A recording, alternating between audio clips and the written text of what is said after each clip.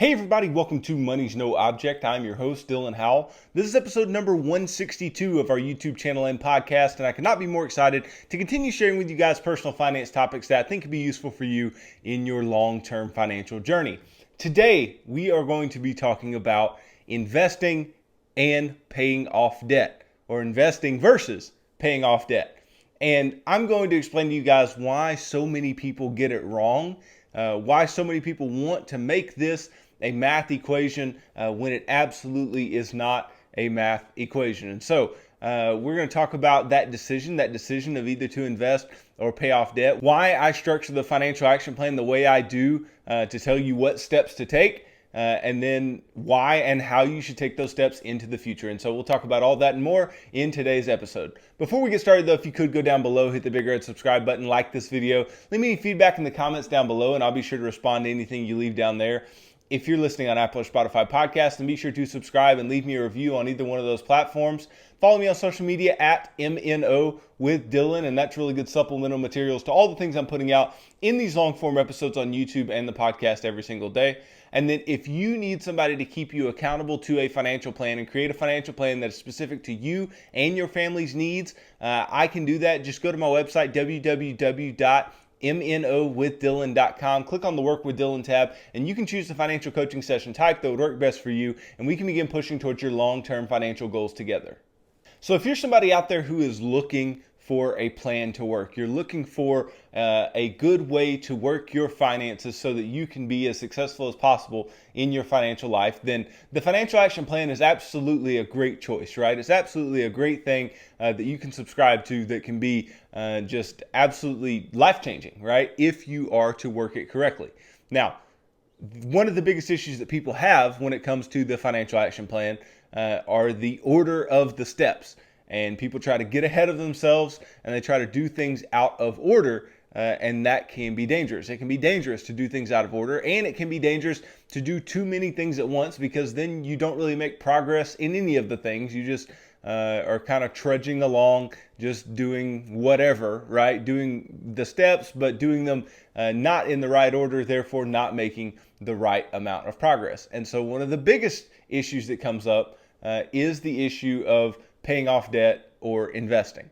Now, those of you who know and have listened to this show for a while or have watched this show for a while know that in the financial action plan, I tell you that you need to budget. I tell you that you need to create a small emergency fund to start of 1 month worth of expenses.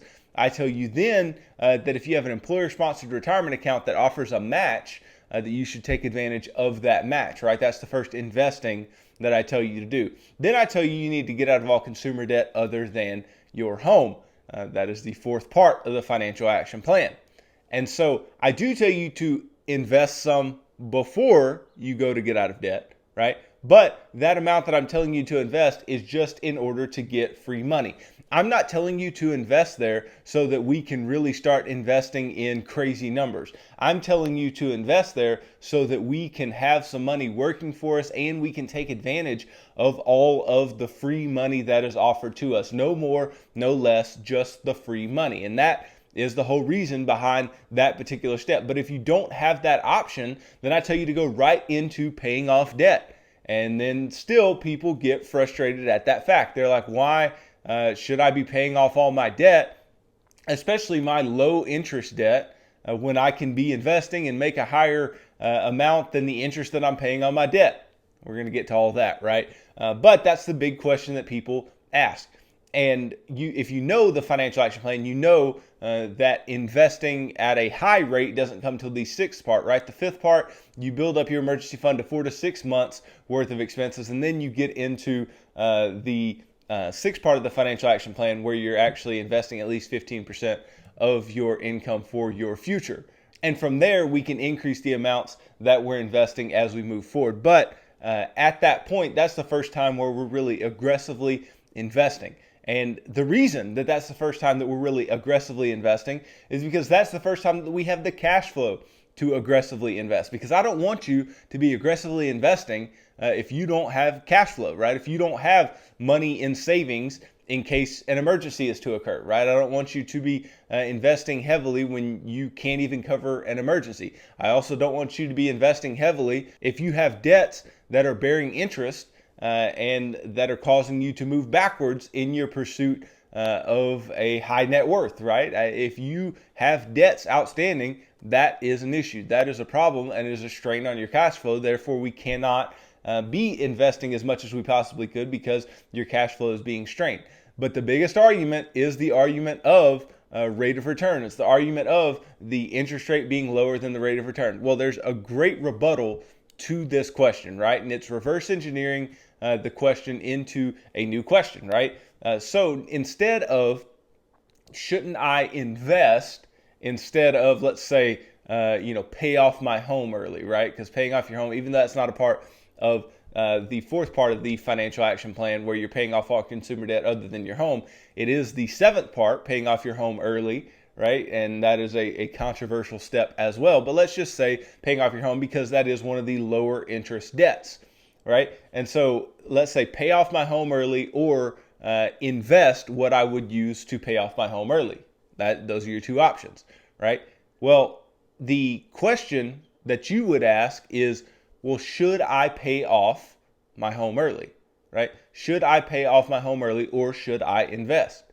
Well, if you reverse engineer that question and go, would I take out a mortgage in order to invest that money at a higher rate, then your whole wiring changes, your whole mindset changes, because of course you would not take out a mortgage if you had a paid off house, obviously. If you had a paid off house, you would not take out a mortgage on that paid off house just to invest the money from that mortgage. Absolutely not. If you had a paid off house, you would just have a paid off house and you would live on a cash basis. Therefore, the idea of investing instead of paying off the house early would be inconsistent, right? Because you're trying to get around your risk tolerances. You really feel the risk of it all when you're saying, hey, would I take out a mortgage in order to invest? But you don't feel the risk as much when you haven't paid off the mortgage in the first place, right? There is a different feeling when you pay off the mortgage. There's a different thing internally when you pay off the mortgage. And for anybody who says that money is not behavioral, right? Money is 100% behavioral. It is up to you. It has so much to do with your emotions and your spirit, right? And we are not out here trying to make emotional decisions, right? But we are trying to make the decisions that will allow us to block the emotions from taking over. We're trying to make the decisions that will allow us to not allow our emotions to get the better of us and ruin us financially. Because, right, if we were emotional, right, if we were emotional in our decision making, then we may go out and get into all kinds of debt, right? Or the debts that we have, we would just allow them to perpetuate. We would allow them to continue just growing and growing and growing on us, right? If we allowed our emotions to get the better of us. But the fact that we don't want our emotions to get the better of us, we're trying to put all the stop gaps in place so that we don't go deeper in debt, so that we do get our debts paid off, and that we do have money that we actually can invest and can live on in the future. And so let's suppose we're not even talking about the home, right? We're talking about the other types of debt that you would have. Another type of relatively low interest bearing debt in most cases is student loans. And people say, well, why would you go through paying off your student loans, going through the long haul of paying your student loans off and take away the time that you could be investing? That's the argument, right? The argument is that you are taking away time of compounding. And that's the argument in all of this for, the investing side of things is like, okay, well, you need more time, right? Or you could use more time to invest, to compound your money, to allow your money to grow into the future. And that makes sense mathematically. It's obvious, right? The problem is again, if we reverse engineer the question, and instead of asking ourselves, would you rather invest or pay off your student loans, ask yourself, would you take out a student loan in order to invest? Because the math works out the same way. As far as a balance sheet goes, right? Assets and liabilities, the math works out the same way. And of course, you would not take out a student loan in order to invest money for your future. That just makes no sense. Obviously, that's illegal. It's not what student loans are to be used for, but you wouldn't do that. You wouldn't choose to take out a student loan in order to just invest the money. Even though, yes, you could make a higher rate of return, obviously, right? You could make a higher rate of return, but you wouldn't do that. Why? Because, again, the risk inherent to doing so becomes real. You recognize that there is a risk associated with going from no debt to having student loan debt. And you also realize that there's a risk to investing, right? That there is a risk associated with investing. Now, if you look at historical rates of return, yes, you should be able to make enough return to outweigh whatever interest rate you would have on these types of debts, like your home and student loans. You should be able to do so. But in the event that you don't, then you owe money to somebody that you don't have, that you weren't able to create. You weren't able to create the money in order to service that debt. And we don't want to play that game. We don't want to play this game. We realize inherently that it's stupid to do so. We realize inherently that paying off your student loans would make more sense because we wouldn't take out the student loan in order to invest in the first place, or we wouldn't take out a mortgage in order to invest in the first place, right? And so these emotions that we have, right? The way that we change our answer given the two different questions, given the different ways that we form basically the same question, given that these change our responses, it tells us that there's something behavioral about money. There's something emotional. There's something about debt that makes us want to not have it. There's something about investing that is not as lucrative to us as getting out of debt is, right? And so we do want to be getting out of debt. We want to make sure that we have all our consumer debts paid off before we really begin heavily investing for our future. And again, the reason that I put the third part of the financial action plan there, if you have an employer-sponsored retirement account that offers a match, and the fact that you can take that match, is because I want you to be investing. I want you to have money compounding for the future. I want you to be putting money away as early as possible. But if you have debt that is weighing you down, that is weighing on your cash flow, that is weighing on your ability to live your most financially free life, then I don't want you to be spending your time trying to be an investing wizard. I want you to spend your time trying to free up your cash flow. I want you to spend your time trying to make sure that your income stays in your home, right? I want it to be income, not outcome, right? I don't want it to be just, coming into your house and then going out and then constantly just being paid to whatever lender or whatever, car company or whatever, store or whatever it may be, right? I don't want you to just be spending every dollar of your income. I want your income to come in and I want you to be able to keep it. I want you to be able to invest it for yourself. I want you to be able to save for your future. And you are not able to have as much income to do that with if you are constantly trying to service debt.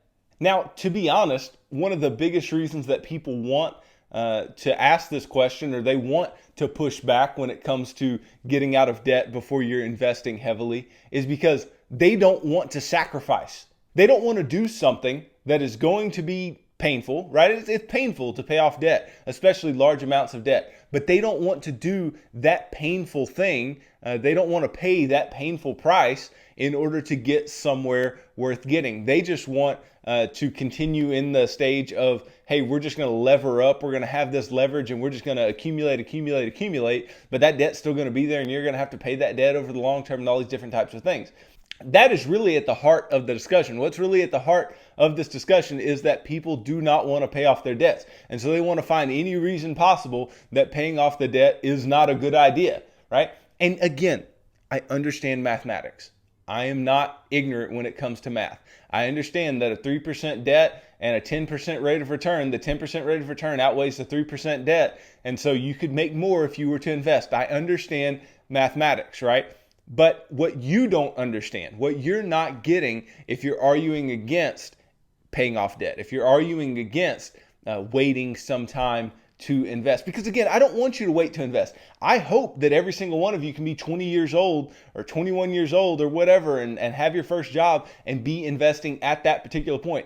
I really hope that that's the case, but that requires you not being in consumer debt when you are that age. And it requires that you get a little bit of savings saved up. You get a little emergency fund before you start, right? Because life happens, right? And I want you to have those things in place. I want you to have those good financial things in place before you start investing heavily, before you start putting money away that you cannot access into retirement accounts and HSAs and into these different types of investment vehicles that's going to be difficult to get your hands on your money over time. And so we can just leave that money alone and let it compound. And the best way to be able to leave it alone and let it compound is if we don't have debt and if we do have an emergency fund. Because if we do have debt and we don't have an emergency fund, then there's always going to be a strain on your cash flow. And if something small were to happen, relatively small, were to happen, and you had to come up with some cash, well, guess where you're going to have to get that cash from? Your retirement account. So you're going to be slowing down your opportunity for compounding. You're going to be slowing down your opportunity for investing for the future if you don't get out of debt and save money and then begin investing at that point. And so it's not a difficult thing to understand. It's not a difficult thing behaviorally to understand why we want to get out of debt first. And it's especially not difficult to understand when you look at things through a retirement income lens. Because for most people, we're talking about people in their 20s, 30s, 40s, relatively young, not really close to retirement in most cases. But I mean, if you're going to give advice to one group of people, you need to give it to all groups of people, right? And that's what I'm trying to do, is trying to give advice that will work for all groups of people. And so whether you are 25 or 55, it will work for you to get out of debt, right? It will work for you to not have debt laying around. Now, why does it work, and why does it become even more obvious for a 55-year-old? Well, because the older you get, the more difficult it is to create a nest egg that will suffice in retirement, right? The longer you wait, the more difficult it is to create a nest egg because time is your friend when it comes to investing. We know this. Time is key. Time is your friend when it comes to investing. And I want everybody to start as early as possible. But given that time is key, and let's say you're 55, you don't have much time, the best way for an individual that is closer to retirement to prepare themselves for retirement is to get their debts paid off. Now, why? Because it is easier to pay off those debts, right, and not have them around, therefore decreasing their need for income in retirement, than it is to create the retirement income that it's going to take to service those debts and live your current lifestyle. It is easier to do that. Right? Now, as a 20, 30, 40-year-old, you may not feel that because you still got those checks coming in every 2 weeks, right? You may not feel that that's easier to do. You may not feel that is necessary in your life, and you may still want to play the game of having the debt and investing and whatever. You're not following the financial action plan, but I'm not going to kick you. If something works for you, whatever, something works for you. I'm just telling you that leaves the door open for far too much to go wrong. And it is not advice that is perfectly applicable to all ages of people, to all people in all stages. I think that being out of debt is vital, not just for freeing up your cash flow when you're younger, but the fact that when you are older and you're trying to retire, right, you can retire earlier, right? You can retire quicker. You can be in a better place when you begin retirement just by getting rid of all of those expenses that you had, all of those bills that you have, and really minimalizing the expenses that you owe to lenders, to other people, things like that. That way, when you're in retirement, you need less income in order to live a comfortable life. And that is why I'm telling you, let's put off investing for some time, right? And let's be able to get out of debt first and build up savings first. Because if you have those foundational steps in place, then it's okay if we have a little less invested. It's okay if we're able to, spend a couple years paying off debt and paying the price to win, right? Again, people who argue against this don't want to pay the price to win, right? Anything worth having, right? I had this conversation with my wife not long ago. Anything worth having, right? I realize it costs something, right? Nothing is free. Nothing is free. Everything comes at a cost. These stimulus checks that everyone's receiving, right? Even those come at a cost. What's the cost? Is more national debt, right? Or what's the cost? Maybe taxation at a certain rate, right? These things, they cost us in some way. Anything that is free is going to cost us, okay? And so if it seems that you have a lot of income that is freed up to be able to invest, right? And you go ahead and invest it, but you're still servicing debt, right? That decision can cost you in the long run. But if you make difficult decisions today, if you make a decision today, right, that says, hey, I want to build the best financial life for myself and free up the most income for myself over the long term, the way that you're going to do that is by paying off your debts first, getting an emergency fund set up, and then getting into investing at a higher rate. Because again, I want you to invest, right? I talk about investing all the time on this show. I absolutely want you to do that. But I do not want you to do that in lieu of your financial freedom, right? I mean, the Bible even says the borrower is slave to the lender. Dave Ramsey says that all the time, right? He talks about that all the time. And I ascribe to a lot of Dave Ramsey's ideologies, but not all of them, right?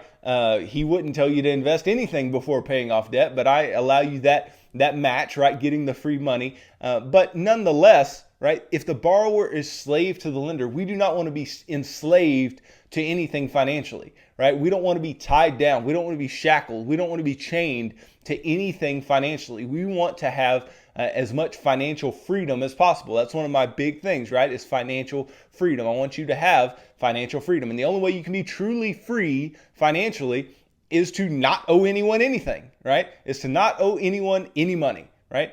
And I understand, again, the math behind it, that compounding at a higher rate of return is going to be beneficial mathematically over the long term. I completely understand, right?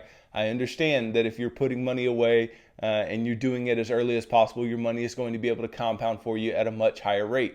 But I also understand that the ability to live below your means and the ability to be out of debt, right, will get you somewhere that you never thought possible, right? It will free up so much cash flow that you will be able to invest more. You will be able to give more. You will be able to spend more. Because if your cash flow is so strained when you're young because you have all this debt and you are trying to invest and pay off debt and do all of these things all at once, and your cash flow is so strained, then you're going to be doing everything kind of halfway, right? Everything's going to be a little half-baked. And investing is the only place in which the compounding effect makes more sense. But you have to think, you're going to be giving less. You're going to be able to spend less on yourself and your family and enjoying the things that you want to do. I mean, you're going to be able to do a lot less outside of investing and paying off debt than you would if you get your debts paid off and free up a lot of your income, right? It is a freeing feeling to not have debt. I am in the club. I am in the debt-free club. And in having no debt, I feel the freedom to be able to invest more. I feel the freedom to be able to use extra money, bonuses, or heck, if it's stimulus checks these next couple weeks, right? To be able to use that amount of money in order to invest, in order to grow money for the future, in order to continue to grow my financial life, in order to continue to benefit me and my wife into the future. Because the fact that we don't have debt, right, allows us to look up and go, okay, well, we don't owe anybody anything and we have an emergency fund. Okay, well, what can we do with this money? We can spend it, we can give it, and we can invest it, right? And so we do all three, right? We spend money on some things that we want, we give money in the way that we want to give it, and we invest money in the way that we want to invest it. And we can do so in amazing amounts and radical amounts that could not be done in the same way if we were still working towards paying off debts. I'm just telling you, your cash flow is everything. The money that you are able to retain is everything. And people may say, yes, but you can't create as much income if you don't actually save up a nest egg. I agree, you can't. But you also aren't going to have as much residual income if you still have so many expenses that are showing up time and time again. Again, I'm not ignorant to the math. I'm not ignorant to the fact that money grows in a certain way and that money compounds in a certain way. I'm not ignorant to that fact. But I tell you what I am privy to. I am extremely privy to the fact that being out of debt was the best decision that I ever made. It made it feel like a big weight came off my shoulders to not have student loans anymore, to not have a car payment anymore, to not have to owe somebody money, to not have to pay bills in that way, to not have to worry about money flying out of your pocket and worrying if you're going to have any left after you work and make whatever you make, right? The biggest thing that is plaguing America is not that we aren't investing, right? It is the fact that we are going deeply into debt month after month, year after year, decade after decade. We are remaining in debt. That is plaguing America financially, okay? Not investing is a symptom of being deeply in debt, okay? Not investing is a symptom of not having cash flow in order to invest. Not investing is not a problem in and of itself. It is a symptom of the fact that we are a deeply indebted country. Because if nobody had debt, then we would have far more options, right? We've talked about that before. You don't have debt, you have options. We have more options, and one of those options is to invest that money. And so the fact that people say, well, not investing, and the fact that people don't invest is a huge problem. It is a huge problem, but it only stems from the bigger problem. It stems from the issue that we are trillions of dollars in debt as a country. We as consumers each on average have tens of thousands of dollars of debt, and that is keeping us from our financial future. Just think for a moment about the student loan crisis, right? What's some of the biggest arguments of the student loan crisis that people use to talk about we need to forgive student loans? They talk about how that millennials are living with their parents for longer because they don't have money to buy their own home. They talk about how people aren't moving jobs because they don't feel the freedom in order to do so, because they have to stay in that one job in order to be able to just service their student loans. They talk about how people are living paycheck to paycheck more than ever because student loans are weighing them down. And that's just one example, student loans. But you see what they're basically saying there. What they're saying is that student loans, the debt, is keeping people from doing the things that would allow them to flourish. And it's the same thing when it comes to investing versus paying off debt. Debt is keeping you from being able to do the things that you need to do to flourish. Debt is keeping you from being able to invest in an outrageous way. Now listen, I'm not going to act like there aren't people out there going deeply into debt that aren't making some headway, right? That aren't actually doing things that are working for the time being. But let me tell you, financial crises bear things out, right? Debt crises bear things out. When people can't make their debt payments anymore, when the income's not rolling in, when whatever is levered is going down in value like a rock, right? Then you will see the true colors, right? The best way to work a conservative financial plan that is going to allow you to win is to be out of debt before you invest heavily. It's to be out of debt before we're putting our residual income in droves into investment accounts. Because I promise you, doing things my way, right? Doing things the financial action plan way will still allow you to have plenty of nest egg. It'll still allow you to have plenty of money for retirement. It'll allow you to have plenty of money for your future, for your kids, for all these different things.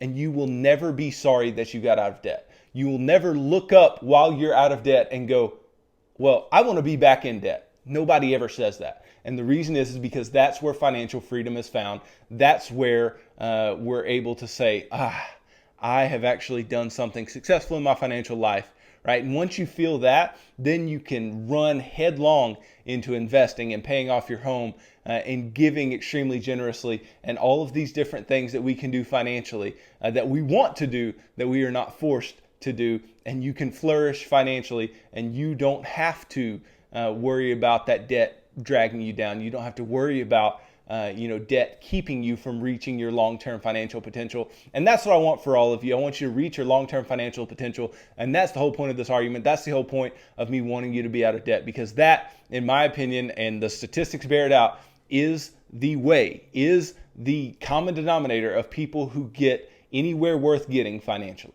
So thanks for watching this video. If you could go down below, hit the big red subscribe button, like this video, leave me any feedback in the comments down below, and I'll be sure to respond to anything you leave down there. If you're listening on Apple or Spotify podcast, then be sure to subscribe and leave me a review on either one of those platforms. That'd be greatly appreciated. Follow me on social media at MNO with Dylan, and that's really good supplemental materials to all the things I'm putting out in these long form episodes on YouTube and the podcast every single day. And then if you need somebody to help create a financial plan that is specific to you and your family's current situation and keep you accountable to that plan over the long term, then I can do that. Just go to my website, www.MNOwithDylan.com. Click on the Work with Dylan tab, and you can choose the financial coaching session type that would work best for you, and we can begin pushing towards your long-term financial goals together. So tune in tomorrow as I talk about outperforming the market in our investing and whether or not that's even possible anymore. And we'll dig into all that and more in tomorrow's episode. So thanks for tuning in to today's episode of Money's No Object. I'm your host, Dylan Howell. God bless.